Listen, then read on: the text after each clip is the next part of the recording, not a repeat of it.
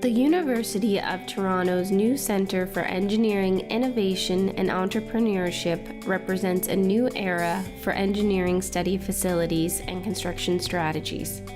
Despite natural innovation challenges, virtual construction validation has enabled us to support multidisciplinary strategies, thus optimizing decision-making. Through VCV, pouring breakdown simulations for complex areas were enhanced, logistics coordination and fabrication processes were fast-tracked, project acceleration was achieved with analysis of models linked to Primavera schedules, and site visualization was aligned with mechanical and electrical coordination through augmented reality.